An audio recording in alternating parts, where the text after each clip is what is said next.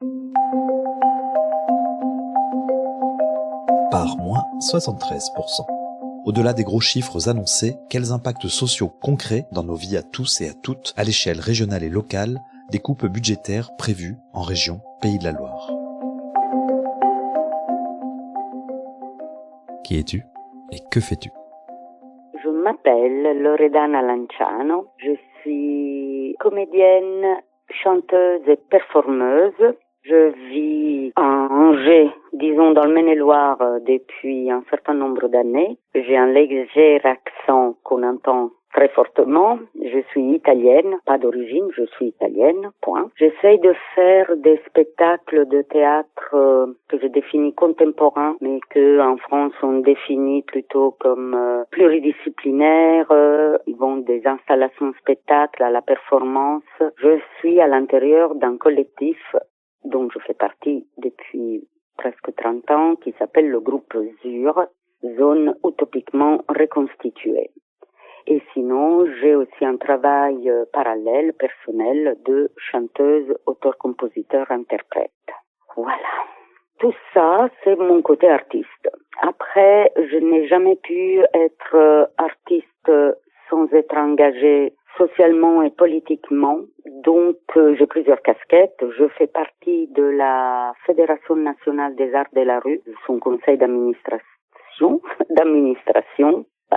J'ai été présidente pendant 3 ans, coprésidente avec d'autres coprésidents jusqu'à l'année dernière. Maintenant, je suis administratrice et je m'active aussi au niveau de la Fédération régionale des arts de la rue, la GRU, groupement de rue, surtout en ce moment, bien sûr. Je fais partie au sein de la Fédération nationale des arts de la rue, aussi de l'intersyndicale employeurs et culture des Pays de la Loire, et donc en ce moment de Convergence 49, qui est la coordination de Angevin qui s'active pour que notre vie soit toujours mieux, ou au moins que ça soit à la hauteur de la beauté dont nous sommes porteurs ou dont nous avons l'illusion d'être porteurs.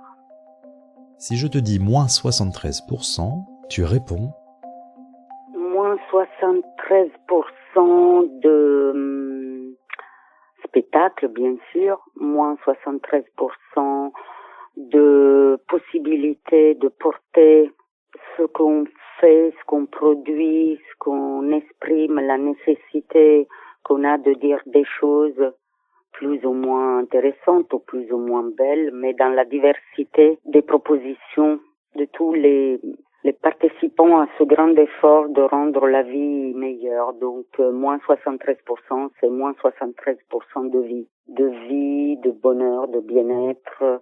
Je parle un peu, peut-être j'élargis, je vais un peu plus loin du spectacle vivant, parce que le moins 73%, bien sûr, c'est lié à la culture, mais il y a d'autres secteurs qui sont aussi touchés par les fameuses coupes de moins 73 pour la culture. Et donc, je pense au planning familial, je pense à la Confédération paysanne, je pense à tous les petits libraires, maisons d'édition, je pense aux jeunes en difficulté. Donc, je peux pas ne pas élargir ce moins 73% et l'éloigner un peu de ma personne, de mon métier et de ma pratique. Je suis italienne, je l'ai dit, et je suis assez attristée parce que je suis arrivée en France et j'ai vu la lente et inexorable descente à des niveaux italiens de considération de la culture, parce que c'est ce qui nous attend malheureusement si ces coupes passent. C'est vraiment le libéralisme, l'intérim et pas l'intermittence, l'impossibilité de aider, soutenir. C'est pas une question de travailler ou de jouer pour les personnes démunies ou pour les pauvres. C'est pour toute une catégorie de personnes que j'appelle le peuple avec un P majuscule. Et si je reviens à ma petite personne ou à mon groupe, la compagnie conventionnée des Pays de la Loire, elle va perdre le 7% de son budget et son budget de fonctionnement, qui est le budget qui permet de salarier aussi des personnes en CDI. Nous, intermittents, moi intermittente et les autres artistes, on continuera de plus en plus à virevolter pour trouver des heures et des dates, mais les personnes qui travaillent dans les bureaux et qui nous accompagnent de façon généreuse et magnifique, c'est eux qui vont diminuer de 73%. Nous, on espère de pas devoir avoir à faire des coupes dans le personnel. Mais voilà, c'est ça qui est aussi triste. Il faut pas oublier, quand on parle de coupes budgétaires, c'est les salariés et c'est les emplois qui se perdent. Et maintenant? Eh bien, donc, demain matin, tous à Nantes à 8h, parce que c'est pas fini. Le budget n'a pas été voté encore. Malheureusement, on n'a pas été reporté. On espère toujours qu'il soit reporté. Là, c'est l'engagé syndiqué qui parle. Donc, maintenant, il y a encore cette actualité de demain matin. Et on est dans une actualité de aller devant le palais de la région, mais aussi de commencer à discuter ensemble, de faire des groupes d'échange d'idées pour imaginer la suite. Et si une suite il y a, comment on peut faire appel à toutes les personnes à qui on a déjà fait appel, les élus locaux, les élus des départements, les élus de l'opposition, mais aussi les élus de la majorité. Le maintenant, c'est plutôt demain matin pour moi encore. Et maintenant, pour nous, par contre, le groupe dont je fais partie, on s'est dit que on allait se revoir en début d'année pour refaire notre budget prévisionnel et qu'on allait voir comment faire. Et maintenant, on va continuer. Ce matin, un groupe de Maine-et-Loire a frété un bateau qui a longé la Loire et qui a fait du bruit, qui a chanté.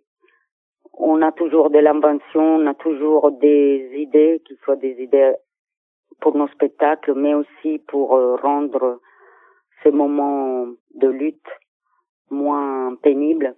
Mais c'est clair que ce soir, on est un peu attristés. Voilà, donc j'ai pas beaucoup d'actions, à proposer. Maintenant, qu'est-ce qu'on fait? On va demain à Nantes et puis on s'organise et puis on continue à parler, peut-être avec nos élus locaux qui vont se rendre compte que qu'est-ce que ça veut dire ces coupes budgétaires, surtout dans les petites et moyennes communes, dans lesquelles, par exemple, puisque je suis dans le réseau des arts de la rue, les spectacles des arts de la rue sont le plus souvent programmés, ils travaillent avec les habitants, ils font un travail de territoire, et voilà. Peut-être recommencer chez nos proches dans le sens les voisins, voilà. Et pour conclure, ton mot de la fin serait?